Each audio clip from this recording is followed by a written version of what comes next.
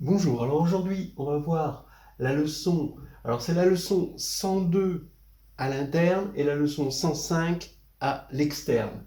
Euh, les dénominations sont un petit peu différentes, mais bon, ça se ressemble beaucoup. En tout cas pour la 105, c'est groupe de permutation d'un ensemble fini application, alors que pour la 102, je crois que c'est permutation d'un ensemble fini, groupe symétrique, application. Ça se ressemble beaucoup, même s'il y a une petite nuance. En tout cas, le mot est lâché, c'est surtout le mot groupe. Dans toute la leçon, on regardera SN comme un groupe, pas comme un ensemble d'éléments. Et regarder, selon ses privilèges de groupe, le groupe SN, c'est regarder quoi?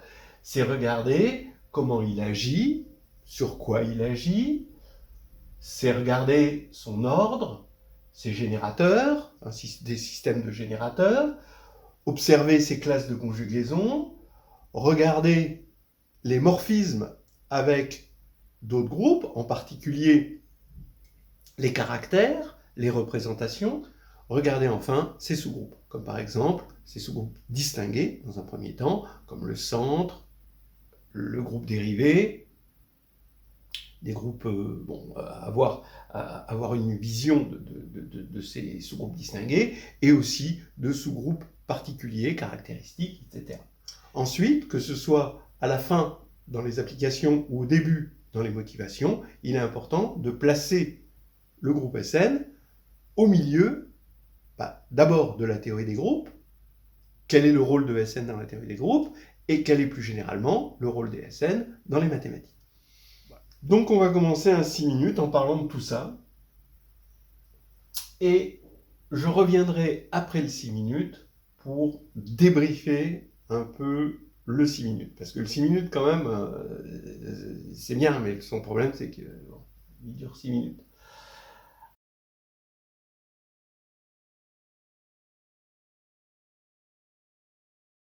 Donc, soit X un ensemble de cardinal n, alors X est en bijection avec les éléments de 1 à n, les entiers de 1 à n. Ce qui fait qu'à chaque fois que j'ai une permutation de X, je peux la voir comme une permutation, ici j'ai une permutation sigma tilde, je peux la voir comme une permutation d'éléments de 1 à n. Donc, il se dégage un groupe qui va représenter finalement tous les groupes de permutation d'ensemble fini de cardinal n et qu'on va appeler Sn. Sn arrive avec une action naturelle sur les éléments de 1 à n. Voilà. En particulier, il est rentré dans l'histoire parce que il agissait sur l'ensemble des racines d'un polynôme, par exemple sur un polynôme de C de x. Effectivement, si on regarde bien, les racines n'arrivent pas avec un ordre prédéterminé. Eh bien, elles arrivent modulo permutation. Alors maintenant, une troisième motivation, c'est que si j'ai agi sur un ensemble fini, alors on a un morphisme de G dans le groupe des permutations S de x, qui est isomorphe à Sn, et si on regarde x égale g, avec g agissant sur lui-même par translation à gauche, et si g est fini, alors il va y avoir l'injection de quel est g dans Sn, où n c'est le cardinal de g. Ce qui fait que Sn contient tous les groupes finis quand n parcourt quand n. Voilà. Alors maintenant, étude du groupe. D'abord, son cardinal, c'est son ordre, c'est factoriel n, c'est bien connu. Et ce qui est la première chose importante, c'est de comprendre l'élément cycle. Le cycle, c'est une bijection qui envoie I1 sur I2, etc., et IK à nouveau sur I1. Voilà. Et la première chose importante, c'est que toute permutation se décompose en produit de cycles à support disjoint et de façon unique, encore une fois, modulo permutation. Donc, on a des générateurs, on a un système de générateurs avec les cycles. Alors là, c'est intéressant parce que, d'une part, lui, un cycle, il se décompose en transpositions, ce qui va faire que les transpositions vont constituer un système de générateurs, mais en plus de ça, toutes les transpositions sont conjuguées entre elles d'après la formule de conjugaison. On a aussi comme système de générateur les transpositions I de type I plus 1, quand I va de 1 à n-1. Maintenant, les classes de conjugaison. On a la formule de conjugaison qui est ici, qui est essentielle pour comprendre les classes de conjugaison. Voilà. Et ce qu'on a vu tout à l'heure, c'est que toute permutation se décomposait en produit de cycles à support disjoint, avec certaines longueurs. D'accord? Donc ça, c'est la longueur des cycles. Là, ce cycle est de longueur K. Et on va avoir que deux permutations sont conjuguées si et seulement si les longueurs qu'on obtient des cycles à support disjoint de la décomposition sont les mêmes. Donc, on associe à une permutation l'ensemble des longueurs des cycles, même, on prend même les cycles de longueur 1, ce qui va constituer eh bien, une partition de n. Donc en gros, les classes de conjugaison sont paramétrées par les partitions de n. Donc en particulier, à une partition, on peut associer une classe de conjugaison et on a une formule qui nous en donne le cardinal, qui ressemble bien à une formule des classes, avec ici le cardinal du groupe, et là ici le cardinal du stabilisateur de sigma, un élément de la classe, qui est ici. Voilà. C'est utile, entre parenthèses, quand on veut calculer les automorphismes de Sn, de calculer ça, voire le Perrin. Les caractères maintenant. Alors, on a les morphismes de Sn dans 1, moins 1. Et ces morphismes-là, eh bien, il y en a un qui est le morphisme trivial, mais il y en a un autre qui est non trivial, donc surjectif, et il est donné par la signature, qui est donnée ici. Les sous-groupes. Alors, le centre, il est trivial, sauf les deux. Le groupe dérivé, eh bien, c'est AN, qui est exactement le sous-groupe qui est distingué, qui est le noyau de epsilon, la signature, et qui est d'indice 2. D'ailleurs, c'est l'unique sous-groupe d'indice 2 de Sn. Ça, c'est important. On sait que si on a un sous-groupe d'indice n de Sn, alors il est isomorphe à Sn-1. Ce qui ne veut pas dire que c'est le stabilisateur d'un élément, forcément. Pour n égale 6, on a une exception.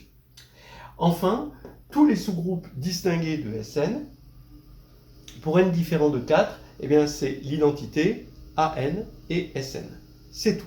Pour n égale 4, alors il y a le groupe de Klein qui vient se rajouter. Maintenant, les applications. Eh bien, les applications, c'est le théorème de Cayley, qu'on a vu ici. Les polynômes symétriques qui sont liés aux racines, c'est-à-dire que, d'une part, le groupe symétrique Sn va agir sur l'ensemble des racines d'un polynôme sur un corps algébriquement clos de degré n. Donc, il agit sur les racines.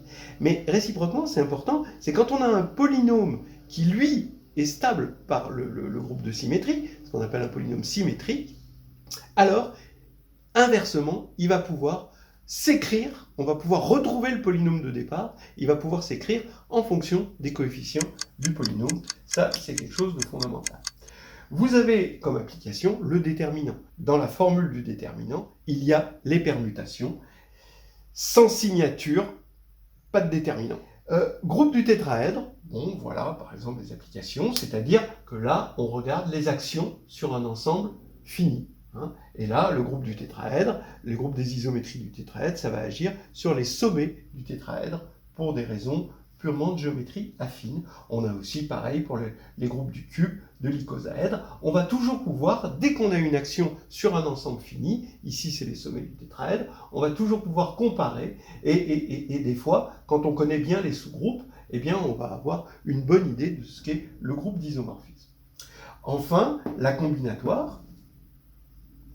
Alors la combinatoire, eh bien oui, il y a un champ énorme sur la combinatoire, puisque Sn agit sur un n, et là il y a ce qu'on appelle le plétisme, c'est-à-dire on va avoir une pléthore, à partir d'une action, on a une pléthore d'actions, c'est-à-dire par exemple sur les couples de 1 à n, sur les paires de 1 à n, sur les quintuplés de 1 à n, etc.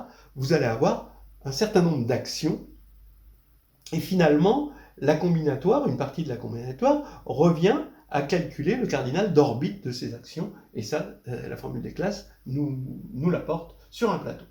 Voilà, je terminerai sur, bien sûr, les représentations du groupe Sn. Donc il y a, évidemment, la première représentation importante, c'est la signature, qu'on peut voir de Sn dans C étoile, une représentation de degré 1, mais il y a une représentation intéressante par permutation, qui est de degré n, c'est-à-dire qu'on peut voir le groupe Sn comme des matrices de permutation, P sigma. Et on a le lemme de Brouwer qui dit que sigma est conjugué à tau si et seulement si P sigma est semblable à P tau. Enfin, on peut voir toute la table des caractères de S4 à l'aide d'un tétraèdre ou à l'aide d'un cube, voilà, comme c'est fait dans Nouvelles histoires hédonistes. Voilà ce que j'avais à dire. Maintenant, on va débriefer un petit peu.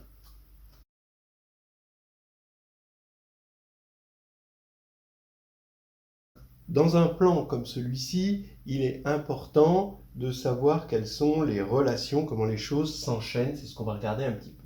Bon, le fait que l'ordre de Sn c'est factoriel n, ça c'est clairement très très simple. C'est la combinatoire élémentaire.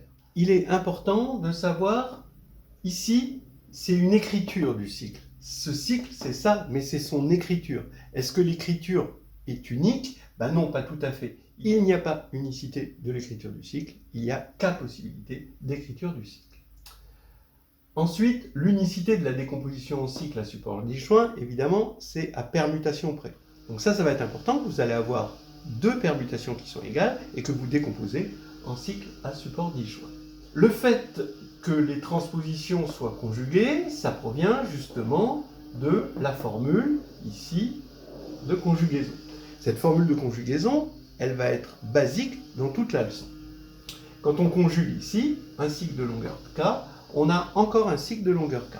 Pour démontrer cette formule de conjugaison, il faut bien sûr montrer que cette permutation-là, elle envoie sigma de IL vers sigma de IL plus 1, ça c'est facile, mais il faut aussi montrer que les autres éléments, ceux qui ne font pas partie ici de cette famille-là, sont fixés. D'accord ? Quand vous voulez montrer qu'une permutation c'est un cycle, il faut d'une part montrer qu'il envoie bien ce qu'il faut là où il faut, mais aussi qu'il a les mêmes invariants que ce cycle. Voilà.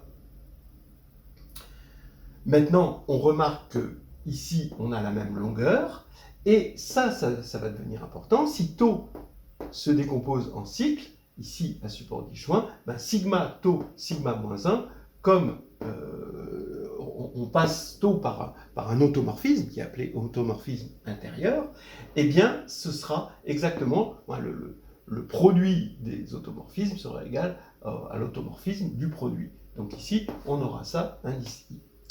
Voilà. Et ça va être important parce qu'on va appliquer la formule de conjugaison et on va encore avoir des cycles et on montre qu'ils sont aussi à support disjoint, ce qui va faire qu'on a conservé les longueurs des cycles et on peut montrer la réciproque. C'est-à-dire que si on a les mêmes longueurs de cycle là-dedans, alors on a un sigma qui conjugue les deux permutations. Alors ça, c'est quand même important. On sait que les partitions de n paramétrisent les classes de conjugaison. Par exemple, pour n égale 4, quelles sont les partitions? Ça va être 4, 3 plus 1, 2 plus 1 plus 1, 2 plus 2, 1 plus 1 plus 1 plus 1. Voilà les partitions de 4. Et ça va correspondre aux 4 cycles, aux 3 cycles, aux transpositions, aux doubles transpositions. Et puis la dernière, évidemment, c'est l'élément. Voilà. Alors quand on veut calculer le cardinal de C sigma, eh bien on applique la formule des classes, on fait agir Sn sur C sigma, puisque c'est une classe de conjugaison, il agit par conjugaison, de façon transitive. Et donc il suffit, donc ici on a le cardinal du groupe, et ici il suffit d'avoir le cardinal du stabilisateur de sigma. Sigma, c'est un élément qui a ceci pour longueur de cycle, et on va supposer que Aj de sigma, c'est le nombre de cycles de longueur J dans la décomposition de sigma en cycle à support, en produit de cycle à support disjoint. Donc ça va être Aj de sigma. Eh bien, justement, avec ce qui précède, ce que je disais sur l'unicité ici et l'unicité là, l'unicité de l'écriture là et l'unicité de la décomposition, on arrive à comprendre, à résoudre en quelque sorte l'équation Z, si on prend le stabilisateur, l'équation du stabilisateur de sigma, c'est Z sigma Z-1 égale sigma. Et on arrive à résoudre cette équation en z, où sigma est fixé, et cette équation, on en trouve toutes les solutions, et on peut les dénombrer en fonction de ce fameux AJ de sigma, nombre de cycles de longueur J dans sigma. Ceci, vous pouvez le trouver dans le Perrin, par exemple, et vous pouvez aussi le trouver dans le chapitre 13 de Histoire hédoniste, Nouvelles histoires hédonistes. Chapitre 13, donc tome 2. Les caractères, ça c'est important. Alors, l'existence, déjà, le fait que epsilon soit un morphisme de Sn dans cette étoile, eh bien, ça, faut faire attention à cette écriture. Faut lui préférer, au lieu de I strictement inférieur à J, faut lui préférer les paires IJ. Comme ça, il n'y a pas d'ordre. Parce qu'en fait, sigma ne préserve pas l'ordre. Donc, quand vous allez vouloir montrer que c'est un morphisme, vous allez avoir un problème. Alors qu'avec les paires, sigma transforme une paire en une paire. Et en fait, c'est ça le secret de la démonstration. Maintenant, pour l'unicité, le fait que epsilon, c'est le seul morphisme surjectif de Sn dans 1-1, eh bien, l'unicité se fait avec les générateurs qui sont tous conjugués. À voir cette preuve. Maintenant, les sous-groupes, le centre, ça va être pour n égale 1, pour n égale 2, il va y avoir un centre non trivial parce que c'est commutatif. Mais pour les autres, le centre, ça se fait encore une fois avec cette formule, mêlée de cette formule-là. D'accord ? Donc vous trouvez le centre et vous montrez que le centre est trivial. Le groupe dérivé, il est intéressant, c'est-à-dire, et souvent utile, on le verra dans les exercices, quand vous prenez ce qu'on appelle le sous-groupe dérivé, c'est le groupe engendré par les commutateurs, c'est-à-dire les éléments de la forme sigma, tau, sigma-1, tau-1, voilà. Et il se trouve qu'on obtient un sous-groupe comme ça qui est distingué. Maintenant, ce sous-groupe pour Sn, eh bien, il se trouve que c'est exactement An. Et An, c'est le noyau de epsilon. C'est le seul sous-groupe d'indice 2. Pourquoi ? Parce que epsilon est la seule surjection dans 1-1, dans le groupe à deux éléments, de Sn vers le groupe à deux éléments. Voilà. Maintenant, les seuls sous-groupes d'indice n sont isomorphes à Sn-1. Ça se fait avec une action à gauche de Sn sur les classes Sn quotientées par G. C'est assez classique. Maintenant, pour n différent de 4, les seuls sous-groupes distingués, ça va être E, An et Sn. Et pour n égale 4, ça va être E, An, Sn, mais il vient s'ajouter le groupe à 4 éléments, le groupe de Klein, qui est isomorphe à Z sur 2Z, croix Z sur 2Z, et qui est constitué des 3 doubles transpositions de S4 et de l'identité. Alors, le fait que An est simple est fondamental dans l'étude des racines. Donc, dans la théorie de Galois, évidemment, il faut en avoir conscience. En fait, résoudre par radicaux a son pendant chez les groupes, qui est dériver finalement les groupes. Et quand on dérive successivement, donc quand on veut résoudre par radicaux, ça veut dire qu'on dérive successivement le groupe. Ça veut dire en quelque sorte, il faut le voir comme un effeuillement, donc on effeuille le groupe, on le déshabille en quelque sorte, et il y a des groupes qui sont résolubles, et ça va correspondre à résolubles par radicaux, c'est-à-dire on les déshabille complètement jusqu'à ce qu'ils deviennent transparents, jusqu'à ce qu'il n'y ait plus rien, et d'autres qu'on dérive, et on obtient vraiment un squelette là, quelque chose qui est irréductible. Donc par exemple, S, je vais prendre S3, je vais le dériver, ça va faire A3. Mais A3, c'est Z sur 3Z, il est commutatif, donc quand je vais le dériver, je vais avoir E. S4, je vais le dériver, je vais obtenir A4. Je vais dériver A4, je vais obtenir V4. Je vais dériver V4, V4 est commutatif, c'est Z sur 2Z, croix Z sur 2Z, donc là je vais obtenir E. Donc E, il se retrouve tout de suite tout nu, quoi. En revanche, S5, à partir de S5, bah, on dérive S5, on a A5, et A5, bah, comme il est simple, quand on va le dériver, bah, ça va donner un sous-groupe distingué, c'est soit A5, soit E, mais comme A5 n'est pas abélien, ben ce n'est pas E, donc c'est A5.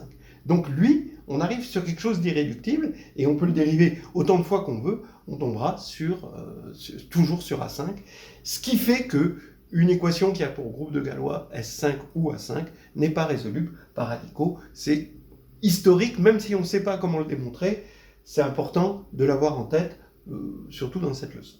Enfin, le lemme de Brouwer, je l'aime bien, il peut faire un joli développement. Vous pouvez trouver dans la dernière version, dans le tome 2 de Carnet de voyage en algébrie, même deux approches, selon si on est en caractéristique 0 ou en caractéristique quelconque, et il va utiliser le lien entre une permutation, le nombre de ces invariants, et la trace de la matrice de permutation associée à cette permutation. Voilà. Et pareil, on fait pareil pour toutes les puissances de cette première permutation, et on va pouvoir retrouver, grâce à ça, la classe de conjugaison, ici, la classe de conjugaison de notre permutation, grâce aux traces des puissances de la matrice de permutation, de notre permutation au départ. C'est un truc assez intéressant, on en reparlera. Voilà, donc c'est un petit peu le plan tel que je l'imagine. Hein. À vous à structurer tout ça, mais en gros, c'est déjà préstructuré. Hein. Avec là ici, le grand 1, le grand 2, le grand 3, ici à peu près. Hein. Voilà, on va passer à des petits exercices, des questions de jury classiques.